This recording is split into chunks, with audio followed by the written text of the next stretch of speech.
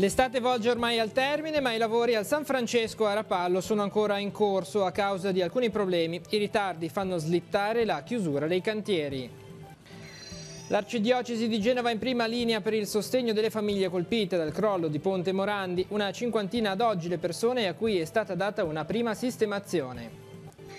Al via la 34esima edizione di Expo Fontana Buona Tigullio, cerimonia di inaugurazione questo pomeriggio a San Colombano Certenoli, che si è aperta con il ricordo delle 43 vittime del crollo di Genova. Il comandante dei Carabinieri Michele Lastella saluta Chiavari dopo 4 anni, calati i furti in appartamento e le truffe ad anziani, è il bilancio del lavoro coordinato dal Maggiore. Rientrati a casa i cresimati della diocesi di Chiavari, pellegrini a Roma. Nel cuore un bagaglio di incontri, condivisioni, amicizie. Domani sera speciale Noi Chiesa con immagini e interviste. E i ragazzi delle parrocchie della Val Graveglia e il Mese Insieme a Levi, protagonisti della puntata di Estate Giovani, in onda questa sera su Telepace 1.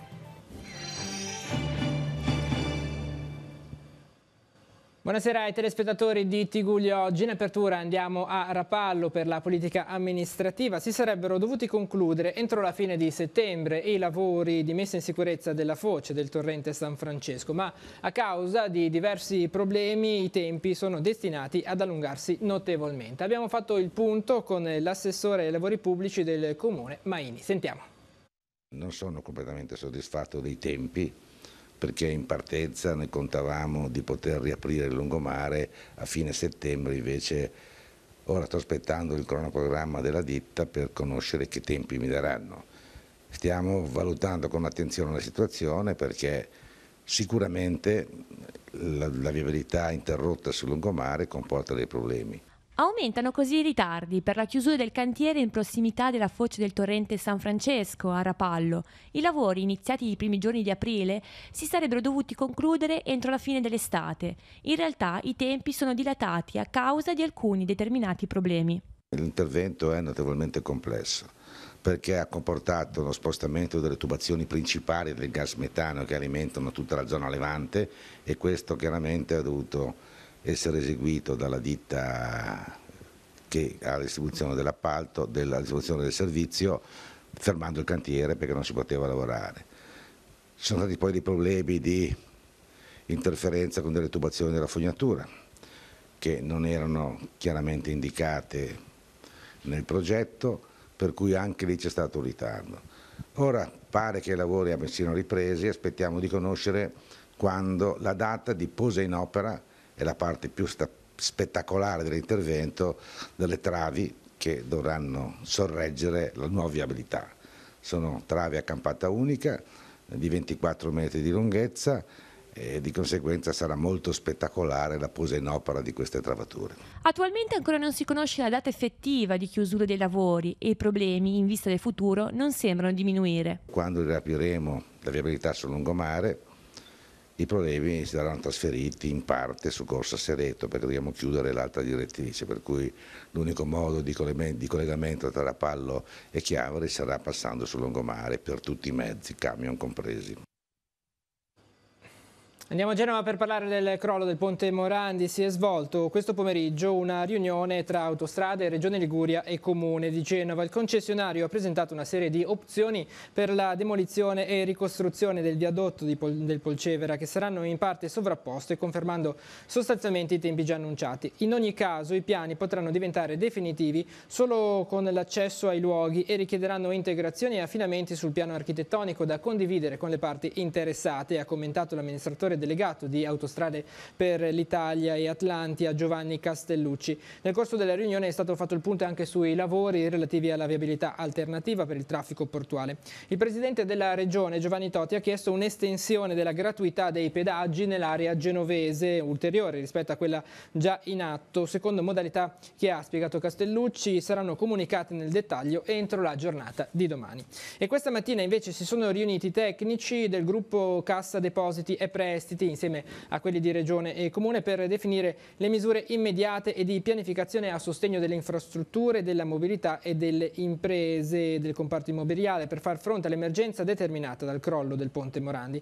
4 i tavoli individuati, finanziamenti a enti pubblici, interventi a favore di imprese e famiglie, immobiliare e infrastrutture. Quest'ultimo tavolo coinvolge anche i rappresentanti di altre importanti società quali Terna, Snam, FS, Ansaldo Energia e Fincantieri.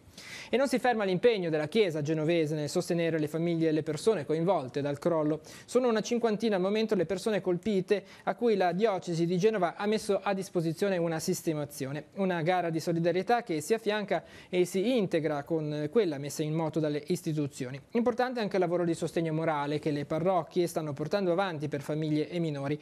A coordinare tutti questi interventi, su delega diretta del cardinale Angelo Bagnasco, Monsignor Giacomo Martino. Lo abbiamo intervistato.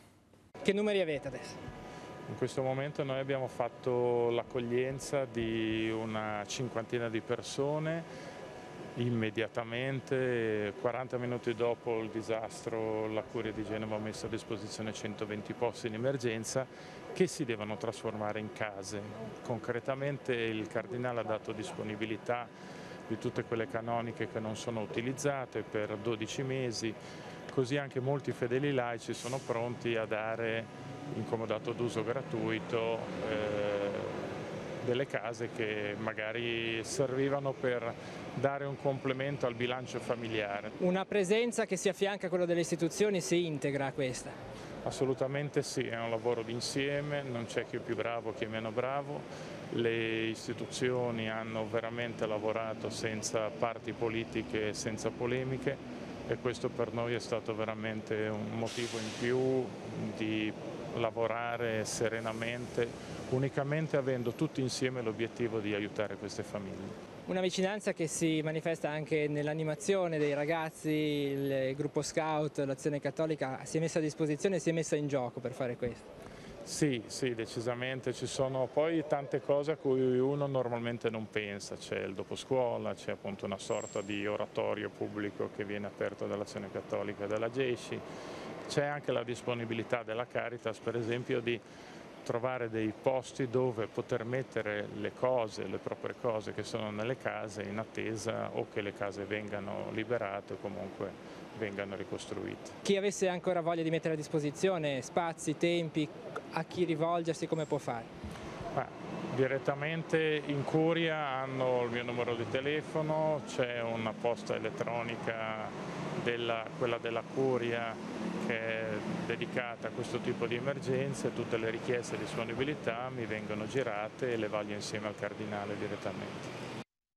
E anche l'Associazione della Proprietà Edilizia Confedilizia di Genova si mobilita per l'emergenza sfollati. È stato attivato un conto corrente dedicato alla raccolta fondi volontaria, la cui somma verrà devoluta al Comune di Genova perché lo stesso possa utilizzarla per far fronte alle spese più urgenti circa la gestione degli immobili destinati a chi è rimasto senza casa. Il conto corrente lo vediamo sul nostro sito internet, prevede un IBAN, nella causale dovrà essere indicata la dicitura Confedilizia per Genova. E taglio del nastro questo pomeriggio a San Colombano Certennoli per l'edizione 2018 di Expo Fontanabuona, giunta alla 34esima edizione. La cerimonia, a cui hanno partecipato molti rappresentanti delle istituzioni, si è aperta con un minuto di silenzio in memoria delle 43 vittime del crollo del ponte di Genova. Un'edizione che si pone l'obiettivo di rilanciare tutto il territorio della Val Fontanabuona. Ce ne parla in diretta per noi da San Colombano Certennoli Cristina Oneta, a cui va la linea. A te Cristina. Grazie Andrea, un saluto che vi giunge in diretta da Calvari, dove pochi minuti fa si è inaugurata ufficialmente la 34esima edizione di Expo Fontanabuona. Il taglio del nastro è venuto al termine della cerimonia inaugurale e qui con me ancora alcuni dei protagonisti di questa cerimonia, a partire dalla presidente del GAL genovese Alessandra Ferrara.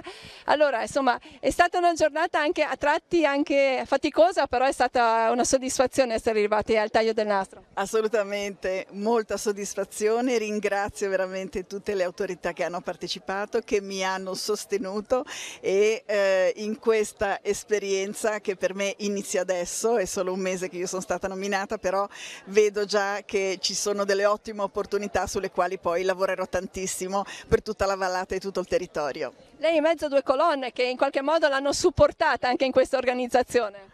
Regione Liguria con l'assessore Berrin e Città Metropolitana col consigliere Cella sono stati per me veramente fondamentali per la realizzazione di questo evento e li ringrazio ancora molto.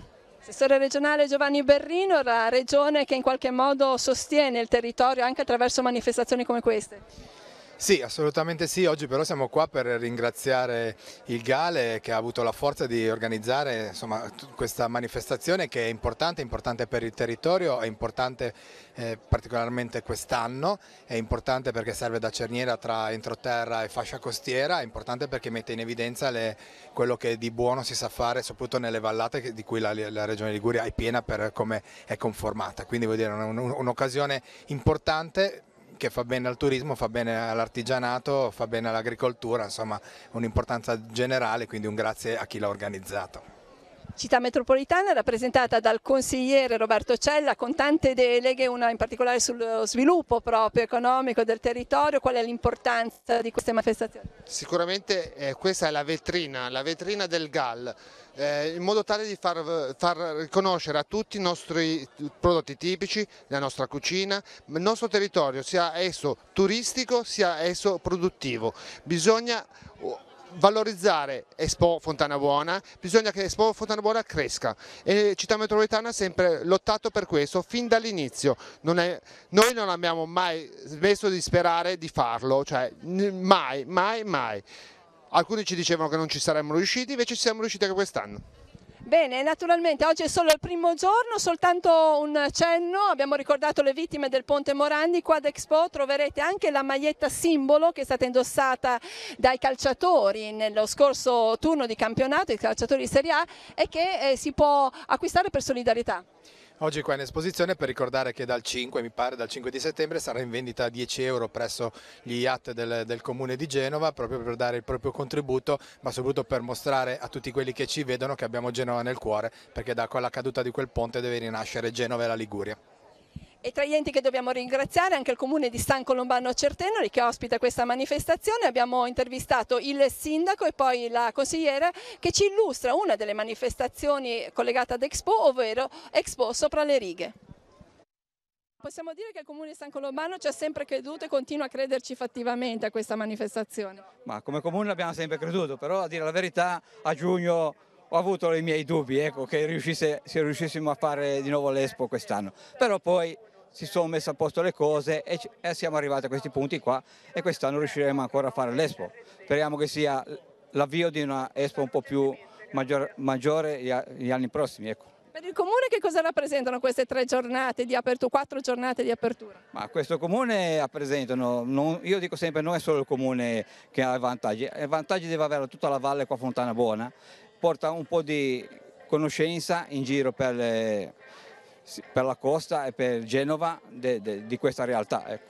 Expo Sopra le Righe vede coinvolto il comune di San Colombano insieme ai comuni di Orero e di Cogorno. Ma di che cosa si tratta? Allora, si tratta di un progetto di Regione Liguria che noi abbiamo seguito, è un progetto per il turismo e comprende 3 percorsi: il percorso rosso per la cultura, il percorso giallo per i bimbi e il percorso blu per le curiosità. Quindi saranno degli itinerari che voi proponete sul territorio? Sono 3 itinerari che noi abbiamo proposto, 2 su Calvari, in quanto c'è l'Ascito Cuneo che è il centro della cultura per eccellenza. Poi abbiamo il percorso per i bambini che segue via Patrania, venendo dalla pista ciclabile, e poi si arriva sempre all'Ascito Cuneo dove c'è un parco giochi per i bambini. E il terzo percorso è il percorso curiosità e abbiamo fatto, per questo percorso abbiamo pensato a Cichero. salendo da Romaggi. Non sono tanto curiosità, sono curiosità, ma c'è anche cultura, c'è anche storia, c'è tutto. E questo percorso comprende Romaggi e passa da Romaggi e scendendo poi per la Val Cichera, arrivando proprio nel paese di Villagrande, dove c'è la cappella di Villagrande. Oggi è stata la giornata di Expo Sopra le righe, domani sarà la giornata invece dedicata alla nocciola, in particolare alla nocciola misto Chiavari. Sabato giornata dedicata all'artigianato, alle eccellenze dell'artigianato, e domenica si concluderà questa 34esima Expo della Fontana Buona con le eccellenze agricole e gastronomiche. Naturalmente nel corso di tutte le serate sarà possibile anche degustare nell'area degustazione appunto il menù che ogni sera le associazioni daranno, in qualche modo prepareranno. Ci saranno poi tanti laboratori, tante iniziative anche per i bambini. Da Expo a Calvari è tutto, la linea può tornare allo studio. Abbiamo visto anche le immagini della cerimonia di inaugurazione, verrà riproposta questa sera intorno alle 22 circa su Telepace 1 al canale 15, l'intera appunto cerimonia di inaugurazione della 34esima edizione di Expo Val Fontana Buona Tiguglio. Torniamo a Chiavari. Il comandante dei Carabinieri, Michele La Stella, lascia la città dopo 4 anni di servizio. Tra pochi giorni il trasferimento al nucleo investigativo di Cagliari, tra più prestigiosi di tutta Italia. Uno scatto di carriera per il maggiore dovuto anche agli ottimi risultati ottenuti. Tra questi l'abbassamento del numero dei furti, soprattutto in abitazione. L'abbiamo intervistato. Che bilancio può trarre di questi 4 anni vissuti nella caserma di Chiavari? Siamo riusciti a lavorare intensamente, riuscendo a portare dei risultati soddisfacenti sicuramente. Siamo arrivati ad arrestare in questi 4 anni circa 200 persone, a denunciarne migliaia, a controllare decine di migliaia di persone nei nostri servizi quotidiani di controllo del territorio. E inoltre, dato secondo me anche molto importante per la cittadinanza, siamo riusciti a ridurre di circa il 20-25% il numero dei furti, soprattutto quelli in abitazione. Quali sono le piaghe più grosse di questo territorio? Come in tantissima altra parte d'Italia è quello relativo allo spaccio di sostanze stupefacenti. Infatti noi abbiamo fatto tantissime attività di contrasto ma anche di prevenzione in collaborazione con le scuole, proprio per evitare che i minorenni possano continuare ad incappare in questa piaga. In questi anni abbiamo parlato spesso della vicinanza dei carabinieri alle persone. Come è andata? Si sente contento di questo lavoro?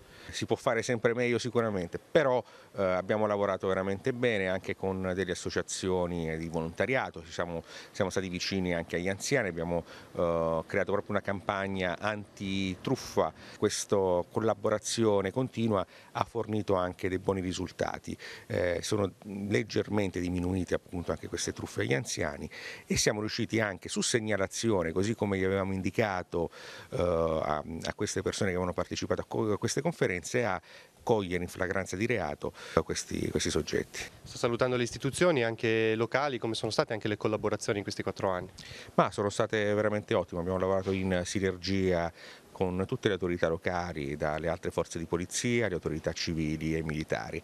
Quindi c'è questo clima sicuramente favorevole che si rispecchia poi nel lavoro che abbiamo fatto nei confronti della cittadinanza.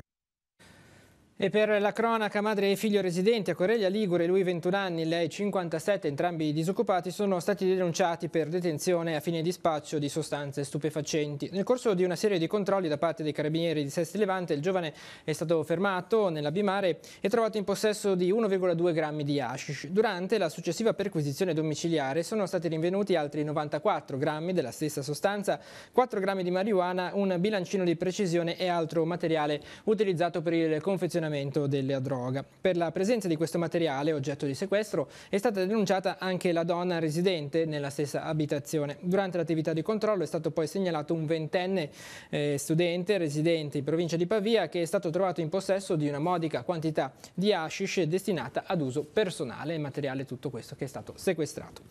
Scontro tra auto e scooter questo pomeriggio a Chiavari all'incrocio tra Corso Millo e Viale Tapani intorno alle 16:15 per causa in via di accertamento. 2 mezzi si sono scontrati ad avere la peggio il conducente delle due ruote, un giovane di 23 anni sbalzato dal mezzo e caduto sull'asfalto dopo un volo di quasi 10 metri. Cosciente ma con traumi diversi è stato soccorso e per accertamenti portato in codice rosso al pronto soccorso dell'ospedale San Martino di Genova. Sul posto i sanitari del 118 e gli uomini della Polizia Municipale di Chiavari.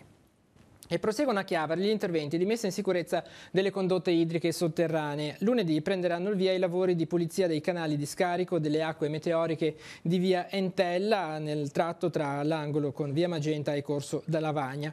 Dalle 8:30 del 3 settembre, dunque, fino al termine dei lavori è previsto il senso unico di marcia con direzione mare-monte. Sarà vietata inoltre la sosta con rimozione forzata a tutte le categorie di veicoli.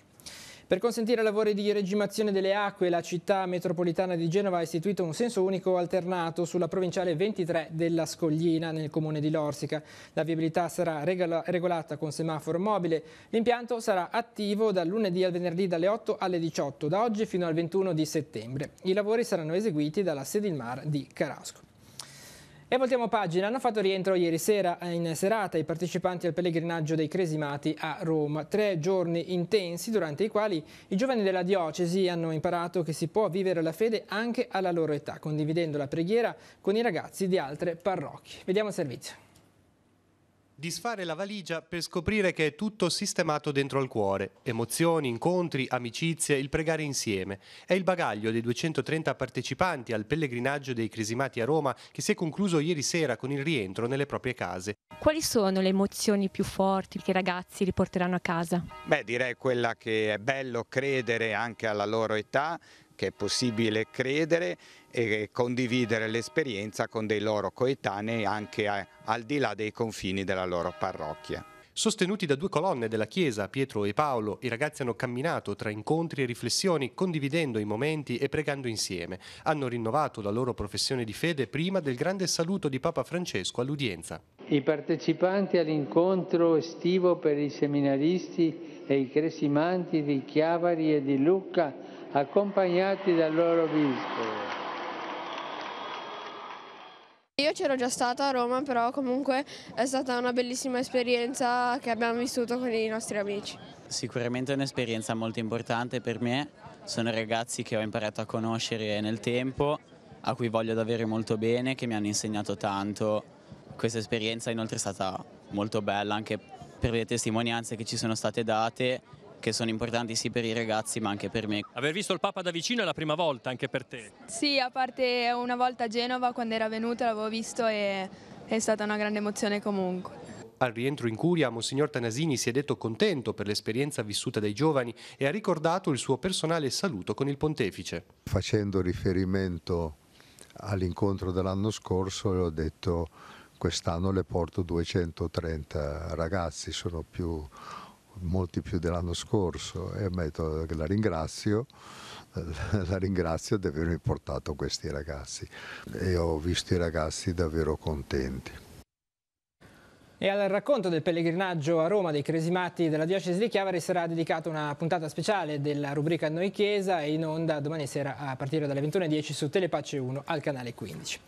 E sono 22 i posti di servizio civile nazionale che il Villaggio del Ragazzo mette a disposizione nel 2019 per i giovani che non abbiano compiuto i 29 anni di età. Notizia che andiamo a leggere sul nostro sito teleradiopace.com. 5 i progetti che sono stati presentati, da Attivamente nell'area anziani del centro Benedetto Acquarone a quello Imparo e Vado nell'area disabili, sempre del centro dell'Acquarone e del Costa Zenoglio di Castiglione Chiavarese, passando per l'area dipendenze del centro Franco Cherialla di Chiavari con il progetto Crisalide, dalla prima accoglienza al reinserimento sociale, a quella della formazione professionale, esperienze e informazioni, fino all'area socio-educativa con il progetto In Ascolto, entrambe nel centro San Salvatore di Cogorno.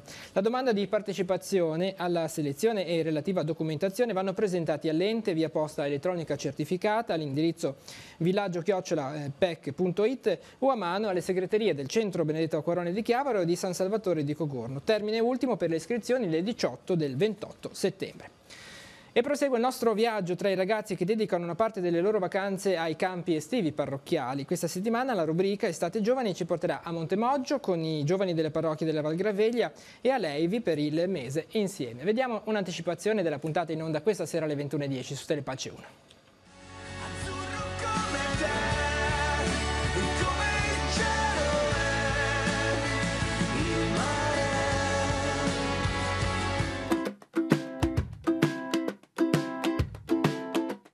è il tema del campo?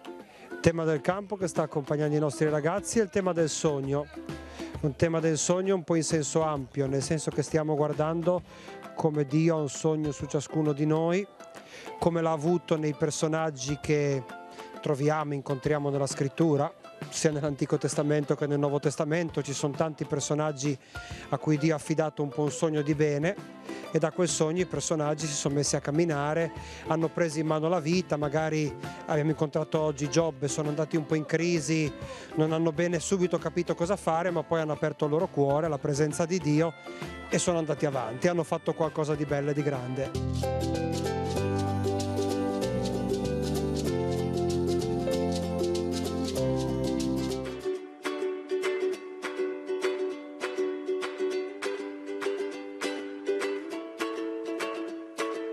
Quest'anno abbiamo scelto come tema di affrontare gli elementi naturali, 4 elementi: acqua, terra, fuoco, aria, e le squadre portano ognuna uno di questi nomi degli elementi. Ogni volta abbiamo affrontato, ogni settimana, nelle 4 settimane abbiamo affrontato un argomento per settimana sostanzialmente, un tema per settimana, un po' riconoscendo quello che è la preziosità del creato, sostanzialmente attraverso anche un po' le informazioni, la preziosità, anche il dono che questi elementi portano alla nostra esperienza, alla nostra vita, anche quanto li conosciamo, quanto li rispettiamo, quanto ne abbiamo consapevolezza della preziosità di questi elementi. I was the one to judge. You said you had enough and that you really wanna be with me. What you get is more than what you see. Adesso nella nostra scheda gli appuntamenti in agenda per domani, vediamo.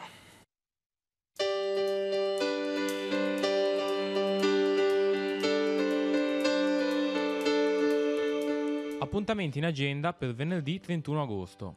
Al via la 4ª edizione di Street Food and Fun, in via 20 settembre a Sesti Levante. Apertura stand gastronomici a partire dalle 11:30. Inaugurazione del Festival della Menta a Sarzana, alle 17:30 in piazza Matteotti. Ultimo giorno per visitare la mostra Un mare di plastica, allestita nella sala della Torre Civica, in via della Cittadella a Chiavari. L'apertura è alle 17:30. Torna il mercatino dell'Obbistica sul lungomare di Deiva Marina, dalle ore 18. Sempre alle 18, al Teatro Sociale di Camogli, Matteo Pucciarelli e Giuliano Montaldo presentano Il banchiere galantuomo, Amadeo Peter Giannini, da emigrante a padrone del mondo, tratto da un libro di Giorgio Chiarva. Aperitivo in giardino promosso dal FAI in Casa Carbone a Lavagna, dalle 19 alle 21:30. Alle 21, in piazza Fenice a Chiavari, la Corte dei Miracoli presenta lo spettacolo L'illusionista, a cura di Alberto Giorgi e Laura Gemmi. Gli amici del parco presentano alle 21 presso il parco di via Tino Paggi di Sestri Levante la Super Tombolissima. Alle 21 l'orchestra filarmonica si esibirà al Teatro Conchiglia di Sestri Levante con un omaggio a Rossini. Selezione dell'opera Il barbiere di Siviglia. Concerto d'organo a cura di Fabrizio Callai nella chiesa di San Nicolò di Bari a Cordiglia Ligure, a partire dalle 21.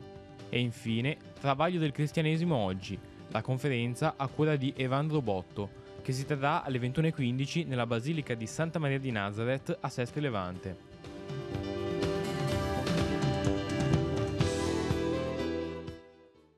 E con l'agenda di Telepace si conclude questa edizione di Tigugli oggi. L'informazione torna domani 12:45 con la prima edizione del TG13. Tutte le notizie le trovate sul nostro sito teleradiopace.com. Grazie per essere stati con noi e buon proseguimento di serata.